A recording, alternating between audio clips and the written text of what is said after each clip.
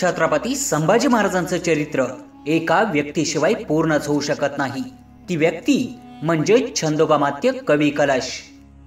इतिहासकार आणि बखरकरांनी सर्वात जास्त अन्याय केलेली व्यक्ती म्हणजेच कवी कलश।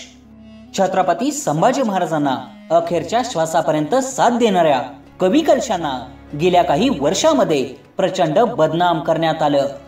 त्यांचा खरा इतिहास लोकांपर्यंत पोहोचू दिला नाही। मग प्रश्न उभा राहतो, कवी कलश कोण होते? ते महाराष्ट्रात कसे आले? शंभूराजांनी त्यांना स्वराज्याच्या राजकारणामध्ये इतके महत्त्व का दिले?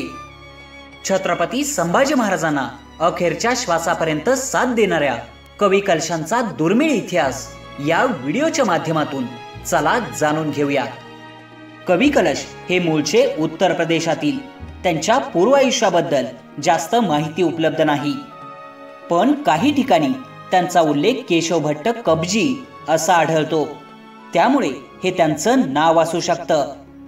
काही इतिहासकारांच्या मते आग्र्यावरून सुटकेच्या प्रसंगी छत्रपती शिवाजी महाराजांनी बाळ शंभूराजांना मथुरेत ठेवलं होतं। त्याच ठिकाणी कवी कलश आणि शंभूराजांची पहिली भेट झाली। औरंगजेबाचा इतिहासकार खाफी खानानं आपल्या ग्रंथांमध्ये त्यांचा उल्लेख कब कलश असा केला आहे।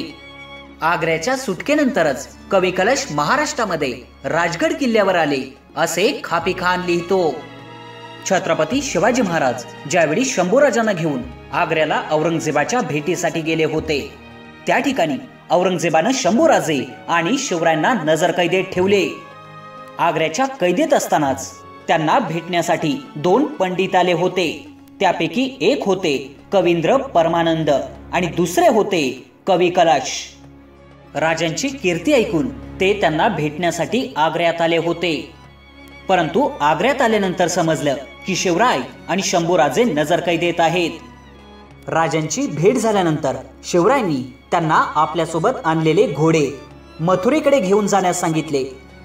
काही दिवसानंतर आग्र्याच्या कैदेतून सुटल्यावर शिवराय आणि शंभूराजे थेट मथुरेमध्ये कृष्णाजी पंत आणि केशव पंत यांच्या घरी मुक्कामाला गेले।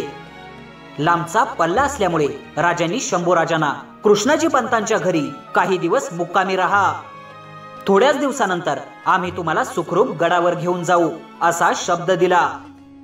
मथुरेमध्येच कवी कलश आणि शंभूराजांची ओळख झाली। या ओळखीचं रूपांतर चांगल्या मैत्रीत झालं आणि हीच मैत्री इतिहासात कोरली गेली। आयुष्याच्या अखेरच्या क्षणामध्ये दोघांनीही औरंगजेबाच्या कैदेत असताना भयंकर हाल सहन करूनही शेवटी मृत्यू पत्करला, परंतु औरंगजेबासमोर कधीही गुडघे टेकले नाहीत। उत्तरेत औरंगजेब बादशाह बनल्यापासून रयतेवरील जुलूम वाढला होता। त्याने इतर धर्मियांचा छळ सुरू केला, धार्मिक स्थळांची विटंबना केली। त्याच्या अन्यायाला कंटाळून अनेक विद्वान लोक दक्षिणेत येऊ लागले। त्यांना एकच आधार दिसत होता, तो म्हणजे छत्रपती शिवाजी महाराजांचं स्वराज्य। शिवरायांच्या राज्याभिषेकानंतर उत्तरेतून येणाऱ्यांचा ओघ सुरू झाला। छत्रपती शिवाजी महाराज विद्वत्तेची कदर करणारे होते। त्यांनी साऱ्यांना आधार दिला। त्यांच्या दरबारामध्ये कवी परमानंद होते। शिवाय उत्तरेतील छत्रसाल राजाच्या दरबारातून आलेला कविभूषण हा देखील शिवकाळातील अतिशय महत्त्वाचा कवी होता। याच काळात कवी कलश महाराष्ट्रात आले। मासाहेब जिजाऊंच्या संस्कारात वाढलेले छत्रपती संभाजी महाराज रणनीती आणि युद्धशास्त्रामध्ये कुशल होतेच, परंतु त्यांचं संस्कृत आणि फारसी भाषेवरही प्रचंड प्रभुत्व होतं। ते संस्कृत पंडित होते। त्यांनी बुधभूषणम, नायिकाभेद, 7 शतक, नखशिका असे ग्रंथ लिहिले। काव्यशास्त्राचीही त्यांना प्रचंड जाण होती। धर्मशास्त्रावर होणाऱ्या वादविवादांमध्ये ते आवर्जून सहभागी होत। यामुळेच अष्टपैलू विद्वान म्हणून ओळख असलेल्या कवी कलशांच्या ब्रजभाषेतील काव्याचे संभाजी महाराज चाहते झाले। छत्रपती शिवरायांच्या मृत्यूनंतर दरबारातील अनेकांनी संभाजी महाराजांना गादीवर बसण्यास विरोध केला। यात अष्टप्रधान मंडळातील काही पुढारी होते। मात्र शंभूराजांची रयतेमध्ये प्रचंड लोकप्रियता होती। स्वराज्याचं हित ओळखून सरसेनापती हंबीररावांनी देखील शंभूराजांनाच पाठिंबा दिला. शंभूराजे स्वराज्याचे छत्रपती बनले. त्यांनी राज्यकारभाराची घडी बसवली. मात्र त्यांच्या विरोधात असलेल्या अष्टप्रधान मंडळातील पुढाऱ्यांनी त्यांच्या विरोधात कारस्थानं केली. मोगलांपासून पोर्तुगीजांपर्यंत अनेक शत्रूंचा एकाच वेळी सामना करावा लागत होता. सोबतच स्वकीयांच्या फितुरीचा देखील शंभूराजांना सामना करावा लागला. त्यांचा सामना करण्यासाठी शंभूराजांनी आपल्या विश्वासातल्या कवी कलशांची मदत घेतली. साधारणतः 1686 साली पोर्तुगीजांची मोहीम आटपून रायगडावर परत आल्यानंतर छत्रपती संभाजी महाराजांनी कवी कलशांना कुलमुख्तियार पदाची जबाबदारी दिली. हे प्रशासनातील प्रमुख पद होतं. संभाजी महाराज छोट्या मोठ्या गोष्टींमध्ये कवी कलशांचा सल्ला घेऊ लागले. त्यांना छंदोगामात्य अशी पदवी बहाल केली. अष्टप्रधान मंडळाचं महत्व कमी झालं. कवी कलशांमुळेच आनाजी दत्तोंसारख्या अष्टप्रधानांचा जळफळाट होऊ लागला. त्यांच्याबद्दल अनेक अफवा पसरवण्यास सुरुवात केली. कवी कलश हा संभाजी महाराजांना गूढविद्या शिकवतो, त्यांना मदिरेचे सेवन करायला लावतो, असे घाणेरडे आरोप कवी कलशांवर करण्यात आले. यालाच वैतागून कवी कलशांनी महाराष्ट्र सोडून पुन्हा उत्तरेत जाण्याची तयारी दाखवली. परंतु संभाजी महाराजांनी तुमच्या एवढा विश्वास आम्हाला दुसऱ्या कोणावरही नाही असे ठणकावून सांगत त्यांना आग्रह केला. त्यामुळेच कवी कलश महाराष्ट्रातच थांबले. त्यांनी आपल्या कर्तव्यामध्ये कुठेही कुचराई होऊ दिले नाही. कवी कलश मोठे बुद्धिमान आणि पराक्रमी होते. त्यांनी शंभूराजांच्या गैरहजेरीत शाहाबुद्दीन खानानं ज्यावेळी रायगडावर आक्रमण केलं होतं त्यावेळी कवी कलशांनी शाहाबुद्दीन खानाला पळवून लावले होते. संभाजी महाराजांचा कवी कलशांवर प्रचंड विश्वास होता. इतका की सावलीप्रमाणे कवी कलश शंभूराजांच्या सोबत राहत. जेव्हा स्वराज्याचा खात्मा करण्यासाठी मोगलांचा बादशाह औरंगजेब स्वतः दक्षिणेत उतरला होता त्यावेळी शंभूराजांनी तब्बल 9 वर्ष औरंगजेबाला महाराष्ट्रामध्ये अक्षरशः सळोकी पळो करून सोडले.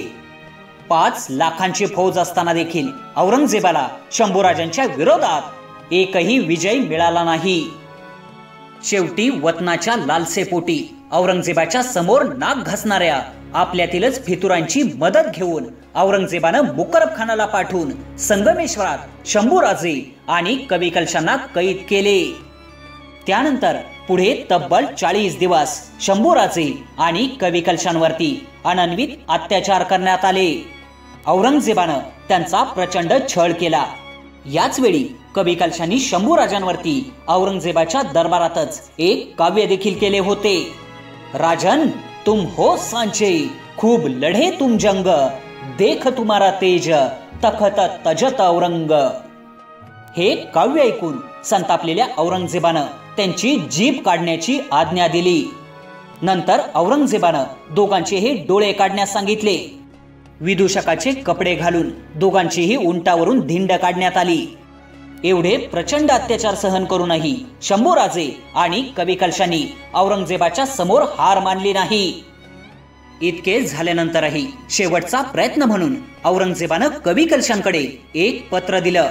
त्यावर सही करण्याची मागणी केली. ते पत्र महाराणी येसुबाईंना रायगड खाली करून स्वराज्य मोगलांच्या हवाली करण्याबद्दल होतं. पण शिवरायांच्या स्वराज्याशी आणि शंभूराजांच्या मैत्रीशी कवी कलशांनी बेईमानी करणं शक्यच नव्हतं. स्वराज्याचं रक्षण करणारे शंभूराजे आणि त्यांच्या सोबतीला कवी कलशांचा शिरच्छेद करण्यात आला. त्यांच्या देहाची विटंबना करण्यात आली. पण दोघांचं बलिदान वाया गेलं नाही. त्यांच्याच रक्ताची शपथ घेऊन अनेक मावळे मोगलांवर अक्षरशः तुटून पडले. औरंगजेब तडफडून मेला, पण शेवटपर्यंत स्वराज्य त्याच्या हाती लागलं नाही. आजही श्री क्षेत्र वढू तुळापूर येथे छत्रपती संभाजी महाराजांच्या समाधीच्या शेजारीच कवी कलशांची समाधी आहे.